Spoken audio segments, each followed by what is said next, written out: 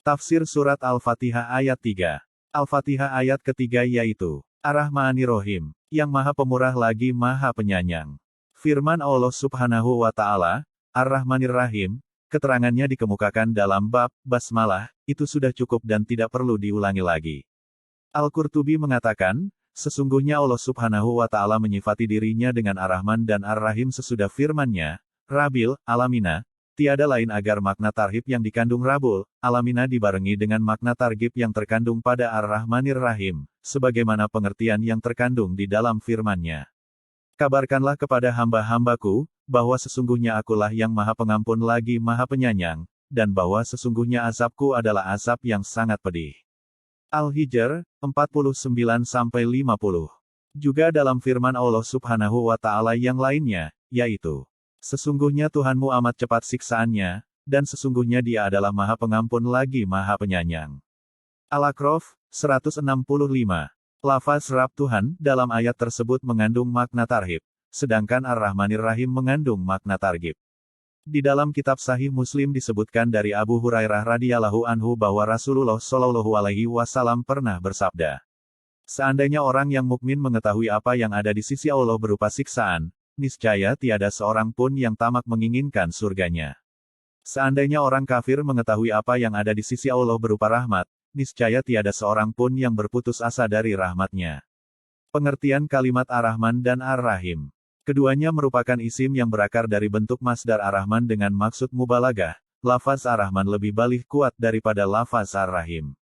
Di dalam ungkapan Ibnu Jarir terkandung pengertian yang menunjukkan adanya riwayat yang menyatakan kesepakatan ulama atas hal ini. Di dalam kitab tafsir sebagian ulama salaf terdapat keterangan yang menunjukkan kepada pengertian tersebut, seperti yang telah disebutkan di dalam asar mengenai kisah Nabi Isa, alaihissalam disebutkan bahwa dia pernah mengatakan, Ar-Rahman artinya yang Maha Pemurah di dunia dan di akhirat, sedangkan Ar-Rahim artinya yang Maha Penyayang di akhirat. Sebagian di antara mereka, ulama, ada yang menduga bahwa lafaz ini tidak bermushtaq, karena seandainya bermushtaq, niscaya tidak dihubungkan dengan sebutan subjek yang dibelas kasihani, dan Allah telah berfirman. Dan adalah Dia Maha Penyayang kepada orang-orang beriman. Al-Ahzab, 43. Ibnul Anbari di dalam kitab As-Zahir meriwayatkan dari Al-Mubarak, bahwa Ar-Rahman adalah nama Ibrani, bukan nama Arab. Dan Abu Ishaq As-Sujaji di dalam kitab Ma'ani Al-Quran, bahwa Ahmad bin Yahya mengatakan, Ar-Rahim adalah nama Arab, dan Ar-Rahman nama Ibrani. Karena itu, di antara keduanya digabungkan. Abu Ishaq mengatakan, pendapat ini tidak disukai. Al-Qurtubi mengatakan bahwa dalil yang menunjukkan bahwa lafaz Ar-Rahman mempunyai asal kata yaitu sebuah hadis yang diketengahkan oleh Imam Turmuzi dan dinilai sahih olehnya melalui Abdurrahman ibnu Auf radhiyallahu anhu yang menceritakan bahwa dia pernah mendengar Rasulullah shallallahu alaihi wasallam bersabda. Allah Subhanahu wa Ta'ala berfirman, Akulah Ar-Rahman, yang Maha Pemurah, aku telah menciptakan Rahim dan aku belahkan salah satu namaku buatnya. Maka barang siapa yang menghubungkannya, niscaya aku berhubungan dekat dengannya, dan barang siapa yang memutuskannya, niscaya aku putus jauh darinya. Al-Qurtubi mengatakan bahwa nas hadis ini mengandung istikak pengasalan kata, maka tidak ada maknanya untuk diperselisihkan dan dipertentangkan.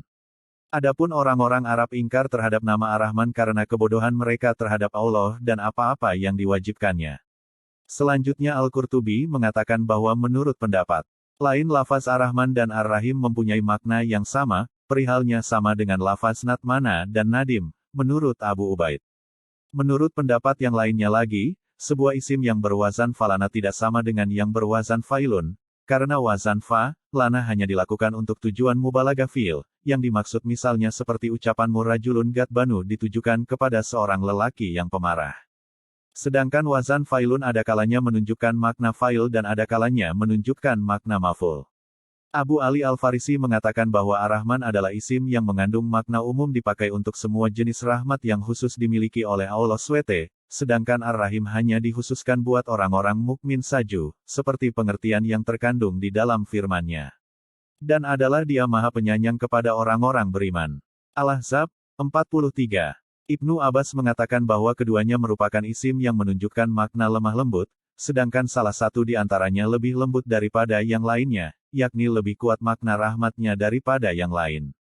Kemudian diriwayatkan dari Al-Hatabi dan lain-lainnya bahwa mereka merasa kesulitan dalam mengartikan sifat ini, dan mereka mengatakan barangkali makna yang dimaksud ialah lembut, sebagaimana pengertian yang terkandung di dalam sebuah hadis, yaitu, sesungguhnya Allah Maha Lembut, Dia mencintai sikap lembut dalam semua perkara, dan Dia memberi kepada sikap yang lembut pahala yang tidak pernah Dia berikan kepada sikap yang kasar. Ibnul Mubarak mengatakan makna Ar-Rahman ialah, bila diminta memberi, sedangkan makna Ar-Rahim ialah, bila tidak diminta marah, sebagaimana pengertian dalam sebuah hadis yang diriwayatkan oleh Imam Turmuzi dan Imam Ibnu Majah melalui hadis Abu Saleh Al-Farisi Al-Hauzi, dari Abu Hurairah radhiyallahu anhu yang mengatakan bahwa Rasulullah Shallallahu alaihi wasallam pernah bersabda, barang siapa yang tidak pernah meminta kepada Allah, niscaya Allah murka terhadapnya. Salah seorang penyair mengatakan, Allah murka bila kamu tidak meminta kepadanya, sedangkan Bani Adam bila diminta pasti marah. Ibnu Jarir mengatakan bahwa telah menceritakan kepada kami As-Siri Ibnu Yahya At-Tamimi, telah menceritakan kepada kami Utsman Ibnu Zufar yang mengatakan bahwa ia pernah mendengar Al-Azrami berkata sehubungan dengan makna Ar-Rahmanir Rahim. Ar-Rahman artinya Maha Pemurah kepada semua makhluk baik yang kafir ataupun yang mukmin, sedangkan Ar-Rahim Maha Penyayang kepada kaum mukmin. Mereka para ulama ahli tafsir mengatakan, mengingat hal tersebut dinyatakan di dalam firman-Nya. Kemudian Dia beristiwa di atas Ar-Rasy, Dialah yang Maha Pemurah. Al-Furqan 59. Di dalam firman lainnya disebutkan pula, Tuhan yang Maha Pemurah bersemayam di atas Ar-Rasy. Taha 5. Allah menyebut nama Ar-Rahman untuk dirinya dalam peristiwa ini agar semua makhluk memperoleh kemurahan rahmat-Nya. Dalam ayat lain Allah Subhanahu wa Ta'ala telah berfirman, dan adalah Dia Maha Penyayang kepada orang-orang beriman. Al-Ahzab 43. Maka Dia menghususkan nama Ar-Rahim untuk mereka. Mereka mengatakan, hal ini menunjukkan bahwa lafaz Ar-Rahman mempunyai pengertian mubalagah dalam kasih sayang, mengingat kasih sayang bersifat umum, baik di dunia maupun di akhirat, bagi semua makhluknya. Sedangkan lafaz Ar-Rahim dikhususkan bagi hambanya yang beriman. Akan tetapi, memang di dalam sebuah doa yang masyhur disebut, yang Maha Pemurah di dunia dan di akhirat, yang Maha Penyayang di dunia dan di akhirat. Nama Ar-Rahman hanya khusus bagi Allah Subhanahu wa Ta'ala semata, tiada selainnya yang berhak menyandang nama ini, sebagaimana dinyatakan di dalam firman-Nya. Katakanlah, serulah Allah atau serulah Ar-Rahman. Dengan narna yang mana saja kamu seru, Dia mempunyai Asmaul Husna, nama-nama yang terbaik. Al-Isra 110.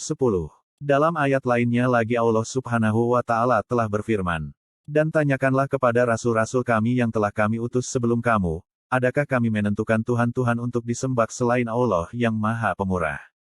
Az-Zukhruf 45. Ketika Musailama Al-Kadzab, si pendusta, melancarkan provokasinya, dia menamakan dirinya dengan julukan Rahmanul Yamamah. Maka Allah mendustakannya dan membuatnya terkenal dengan julukan Al-Kadzab, si pendusta. Tidak sekali-kali ia disebut melainkan dengan panggilan Musailama Al-Kadzab, sehingga dia dijadikan sebagai peribahasa dalam hal kedustaan di kalangan penduduk perkotaan dan penduduk perkampungan serta kalangan orang-orang Badui yang bertempat tinggal di padang Sahara. Sebagian ulama menduga bahwa lafaz Ar-Rahim lebih baligh daripada lafaz Ar-Rahman, karena lafaz Ar-Rahim dipakai sebagai kata penguat sifat, sedangkan suatu lafaz yang berfungsi sebagai taukid penguat tiada lain kecuali lafaz yang bermakna lebih kuat daripada lafaz yang dikukuhkan. Sebagai bantahannya dapat dikatakan bahwa dalam masalah ini subjeknya bukan termasuk ke dalam bab taukid, melainkan bab naat, sifat, dan apa yang mereka sebutkan tentangnya tidak wajib diakui. Berdasarkan ketentuan ini, maka lafaz Ar-Rahman tidak layak disandang selain Allah Subhanahu wa Ta'ala karena Dialah yang pertama kali menamakan dirinya Ar-Rahman hingga selainnya tidak boleh menyandang sifat ini, sebagaimana yang telah dijelaskan di dalam firman-Nya, katakanlah, serulah Allah atau serulah Ar-Rahman. Dengan nama yang mana saja kamu seru, Dia mempunyai Asmaul Husna, nama-nama yang terbaik.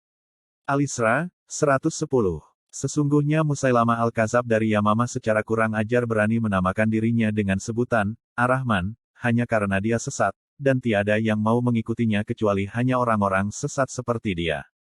Adapun lafaz Ar-Rahim, maka Allah Subhanahu wa Ta'ala menyifati selain dirinya dengan sebutan ini, sebagaimana yang disebutkan di dalam firman-Nya. Sesungguhnya telah datang kepada kalian seorang rasul dari kaum kalian sendiri, berat terasa olehnya penderitaan kalian, sangat menginginkan keimanan dan keselamatan bagi kalian, amat belas kasihan lagi penyayang terhadap orang-orang mukmin. At-Taubah 128. Sebagaimana dia pun menyifatkan selainnya dengan sebagian dari asma-asmanya, seperti yang dinyatakan di dalam firman-Nya. Sesungguhnya kami telah menciptakan manusia dari setetes mani yang bercampur yang kami hendak mengujinya, dengan perintah dan larangan, karena itu kami jadikan dia mendengar dan melihat. Al-Insan 2. Dapat disimpulkan bahwa sebagian dari asma-asma Allah ada yang dapat disandang oleh selainnya dan ada yang tidak boleh dijadikan nama selainnya, seperti lafaz Allah, Ar-Rahman, Ar-Razik, dan Al-Halik serta lain-lainnya yang sejenis. Karena itulah dimulai dengan sebutan nama Allah, kemudian disifati dengan Ar-Rahman karena lafaz ini lebih khusus dan lebih makrifat daripada lafaz Ar-Rahim. Karena penyebutan nama pertama harus dilakukan dengan nama paling mulia, maka dalam urutannya diprioritaskan yang lebih khusus. Jika ditanyakan, bila lafaz Ar-Rahman lebih kuat mubalagahnya, mengapa lafaz Ar-Rahim juga disebut, padahal sudah cukup dengan menyebut Ar-Rahman saja?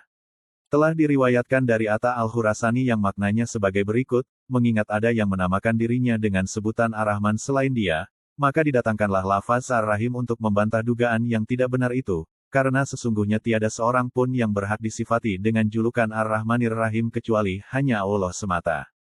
Demikian yang diriwayatkan oleh Ibnu Jarir, dari Atta, selanjutnya Ibnu Jarirlah yang mengulasnya.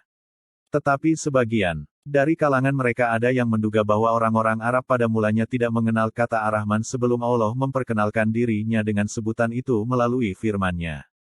Katakanlah, serulah Allah atau serulah Ar-Rahman. Dengan nama yang mana saja kamu seru, dia mempunyai Asmaul Husna, nama-nama yang terbaik. Al-Isra 110. Karena itulah orang-orang kafir Quraisy di saat perjanjian Hudaybiyah dilaksanakan, yaitu ketika Rasulullah Shallallahu Alaihi Wasallam bersabda, bolehkah aku menulis pada permulaan perjanjian, kata Bismillahirrahmanirrahim, dengan nama Allah yang Maha Pemurah lagi Maha Penyayang? Mereka mengatakan, kami tidak mengenal Ar-Rahman, tidak pula Ar-Rahim. Demikian menurut riwayat Imam Bukhari. Sedangkan menurut riwayat lain, jawaban mereka adalah, kami tidak mengenal Ar-Rahman kecuali Rahman dari Yamamah, maksudnya Musailamah Al-Kadzab. Allah Subhanahu wa Ta'ala telah berfirman, dan apabila dikatakan kepada mereka, sujudlah kalian kepada yang Maha Rahman Pemurah, mereka menjawab, siapakah yang Maha Penyayang ini? Apakah kami akan sujud kepada Tuhan yang kamu perintahkan kami, bersujud kepadanya, dan perintah sujud itu, menambah mereka jauh dari iman. Al-Furqan 60. Menurut pengertian lahiriahnya ingkar yang mereka lakukan itu hanya merupakan sikap membangkang, ingkar, dan kekerasan hati mereka dalam kekufuran. Karena sesungguhnya telah ditemukan pada syair-syair jahiliyah mereka penyebutan Allah dengan istilah Ar-Rahman. Ibnu Jarir menyebutkan bahwa ada seseorang jahiliyah yang bodoh mengatakan syair berikut. Mengapa gadis itu tidak memukul, menghardik untanya? Bukankah tongkat Rahman Robku berada di tangan kanannya? Salama Ibnu Judub et-Tahawi mengatakan dalam salah satu bait syairnya, kalian terlalu tergesa-gesa terhadap kami di saat kami tergesa-gesa terhadap kalian, padahal Tuhan yang Maha Pemurah tidak menghendaki adanya akad, lalu talak putus hubungan. Ibnu Jarir mengatakan bahwa telah menceritakan kepada kami Abu Quraib, telah menceritakan kepada kami Utsman Ibnu Said, telah menceritakan kepada kami Bisir Ibnu Imarah, telah menceritakan kepada kami Abu Rauk, dari Dahak, dari Abdullah Ibnu Abbas yang mengatakan bahwa Ar-Rahman adalah wazan falana dari lafaz Ar-Rahmah, dan ia termasuk kata-kata Arab. Ibnu Jarir mengatakan, Ar-Rahmanir Rahim artinya, yang maha lemah lembut lagi maha penyayang kepada orang yang dia suka merahmatinya, dan jauh lagi keras terhadap orang yang dia suka berlaku keras terhadapnya. Demikian pula semua asmanya, yakni mempunyai makna yang sama. Ibnu Jarir mengatakan pula, telah menceritakan kepada kami Muhammad Ibnu Bashar, telah menceritakan kepada kami Hamad Ibnu Masadah, dari Auf, dari Al-Hasan yang mengatakan bahwa Ar-Rahman adalah isim yang dilarang bagi selain dia menyandangnya.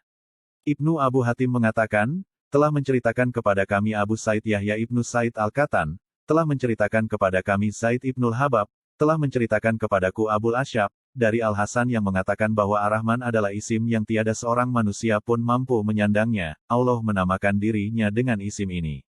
Di dalam hadis Ummu Salamah disebutkan bahwa Rasulullah Shallallahu Alaihi Wasallam memutus-mutuskan bacaannya dari suatu kalimat ke kalimat lain seperti berikut. Dengan nama Allah yang Maha Pemurah lagi Maha Penyayang. Segala puji bagi Allah, Tuhan semesta alam. Maka sebagian dari kalangan ulama ada yang membacanya seperti bacaan di atas, mereka terdiri atas sejumlah ulama. Di antara mereka ada yang meneruskan bacaan basmalah dengan firman-Nya. Segala puji bagi Allah, Tuhan semesta alam. Menurut jumhur ulama, huruf mim dibaca kasroh hingga menjadi ar-rahimil hamdu, karena ada dua huruf sukun bertemu. Tetapi, Imam Kisai meriwayatkan dari ulama Kufah dari sebagian orang-orang Arab, bahwa huruf mim dibaca fathah karena disambungkan dengan hamzah alhamdu. Mereka mengucapkannya ar-rahim alhamdulillahi, memindahkan harakat fathah hamzah alhamdu kepada huruf mim ar-rahim setelah disukunkan, sebagaimana dibaca demikian firman Allah Subhanahu wa Ta'ala. Alif Lam Mim. Allah, tiada Tuhan selain Dia. Ibnu Atiyah mengatakan bahwa sepengetahuannya qiraah ini belum pernah ia dengar dari seorang pun. Tafsir Surat Al-Fatihah ayat 3. Al-Fatihah ayat ketiga yaitu, Ar-Rahmanir-Rahim, yang Maha Pemurah lagi Maha Penyayang. Firman Allah Subhanahu wa Ta'ala, Ar-Rahmanir-Rahim, keterangannya dikemukakan dalam bab basmalah, itu sudah cukup dan